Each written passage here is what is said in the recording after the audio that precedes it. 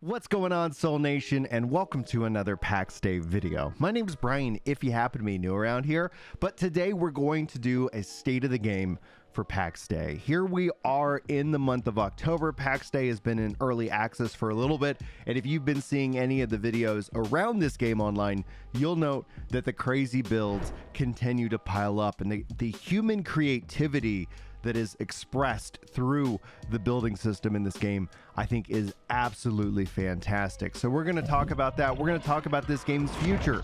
The devs have shared what is coming next for Pax Dei. So I want to spend some time highlighting the various different features, the various different fixes that are also on the way. But we're going to kick this off because it is a state of the game, talking about the player numbers, and honestly, I am both impressed and surprised. It's important to note that this is the Steam chart numbers. This isn't really fully representative of the whole game. You don't have to play this game through Steam, but it still gives us some insight into some heat maps. Now, when I'm playing the game, I'm playing through Steam, so I add to these numbers, or I guess I subtract from these numbers from time to time. But this is the point that I always want to make when I'm making these style of videos.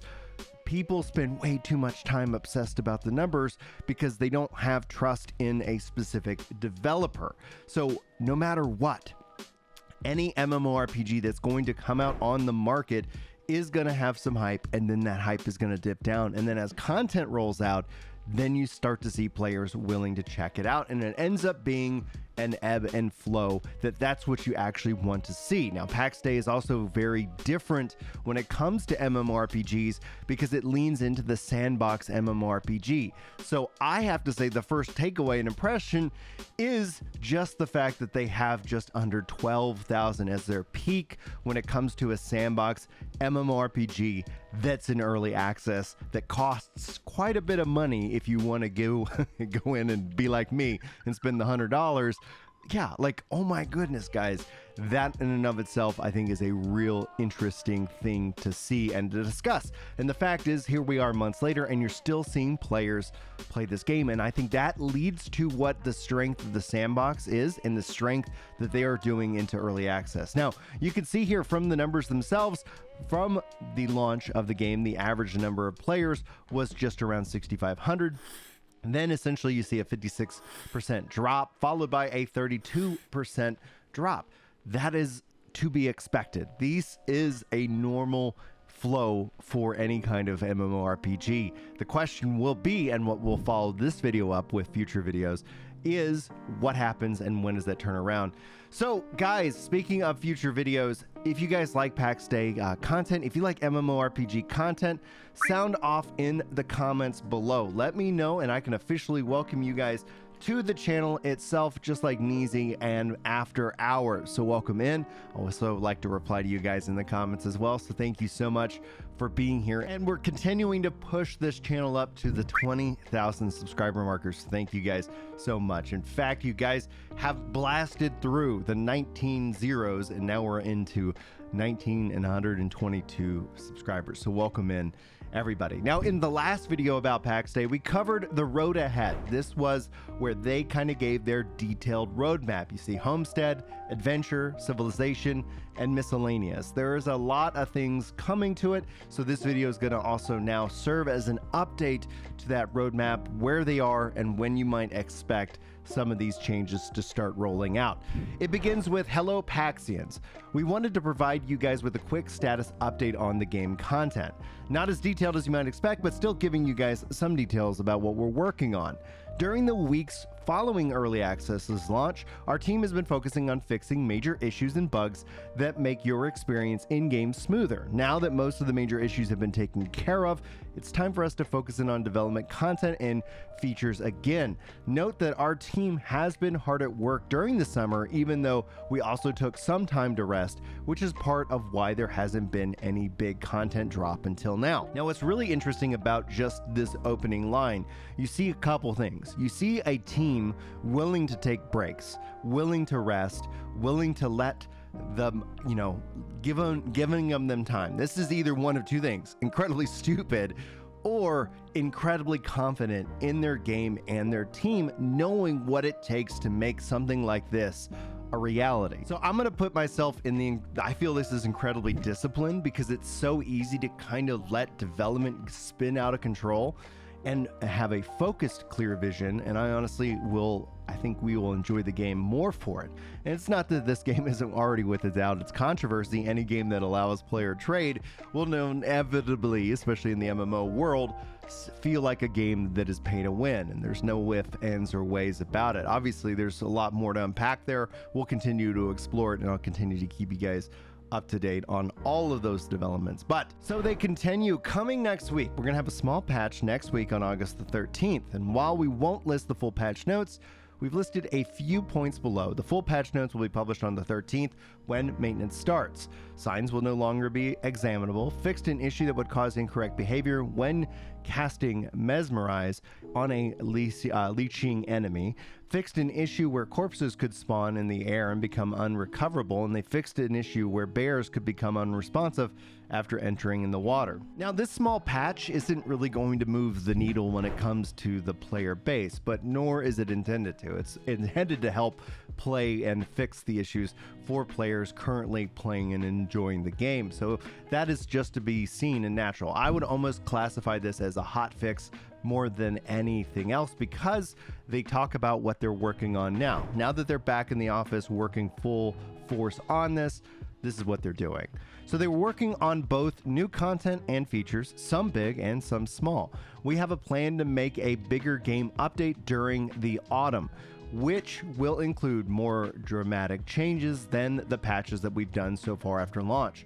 We don't yet know what will get done for the update with 100% certainty, but there is a selection of things that we're working on and which could make it into the update. And they go on to list these things. Let's talk about them one at a time. First and foremost, the combat system.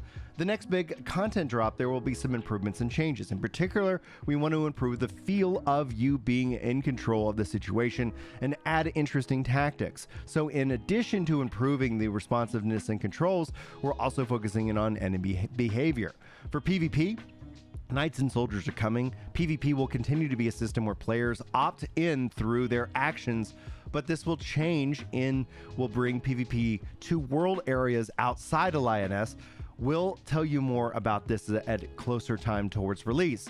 This is something very interesting. This is going to be a good topic for future videos, so sound off with your questions, your concerns, your thoughts about this change that is coming this fall. And it's important to remember, autumn, that's what we're probably most likely talking about, either September, October, November, and in autumn it can even run up into December. So that's it could be quite a long wait.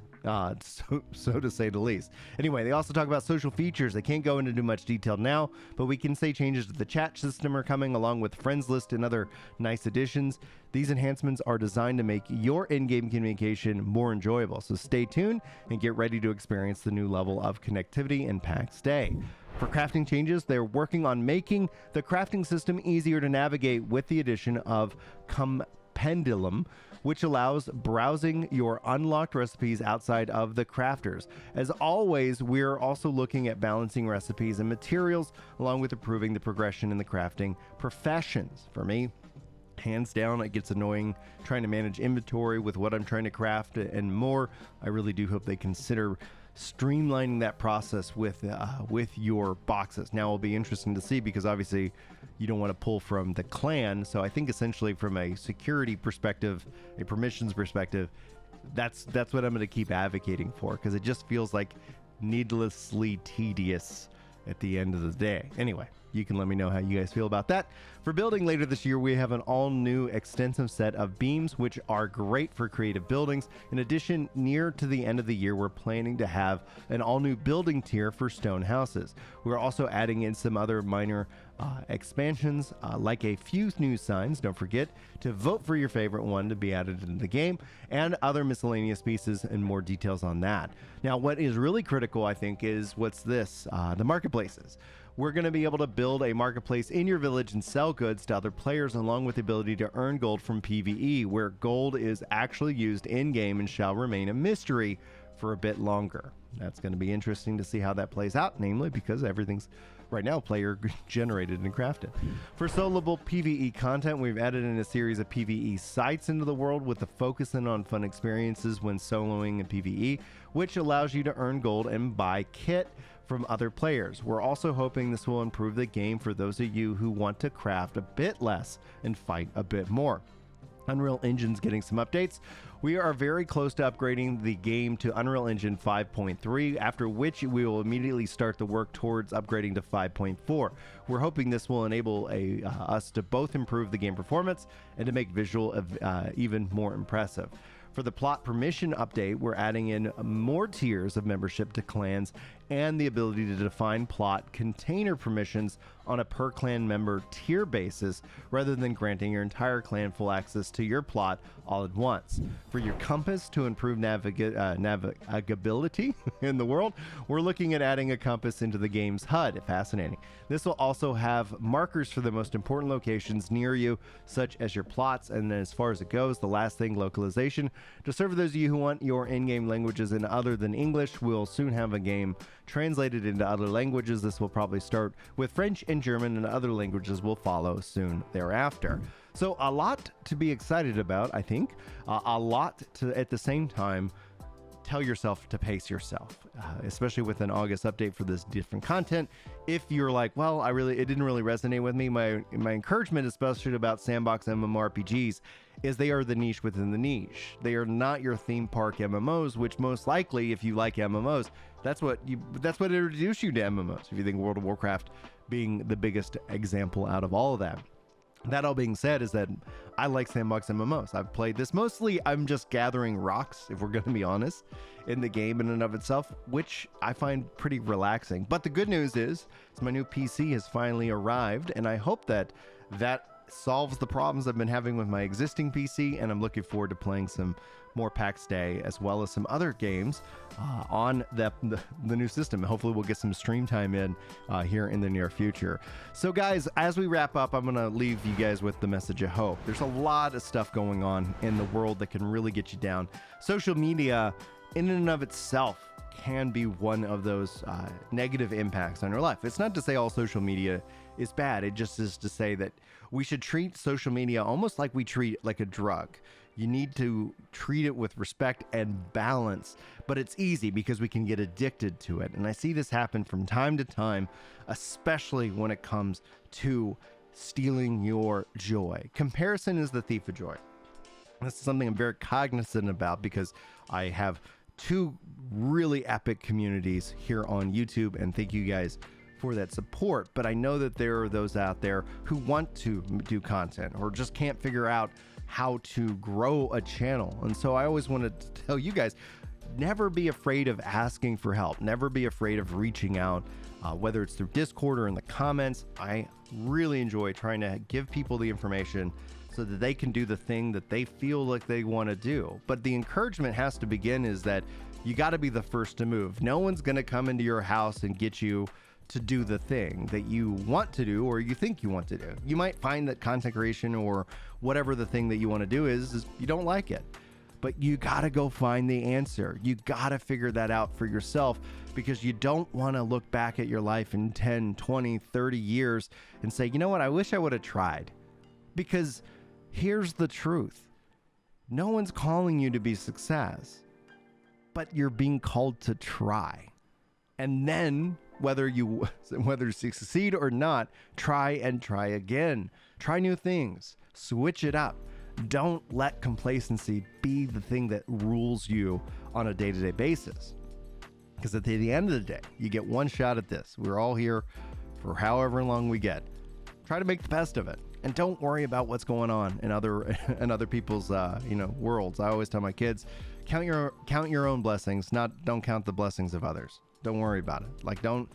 Comparison is that thief of joy. And I just want to encourage you guys. And if you need more encouragement, you can always jump into the Discord or you can always just leave me a message as well. Top link in the description will get you to the content that I make. We'll get you into the socials and the community here with the Discord, so feel free to jump in. It's absolutely free to do so. Special shout out, thank you to my channel members. Thank you so much for those of you who chose to engage with this video one way or the other. And hopefully, guys, I will see you in the next video. But until then, take care.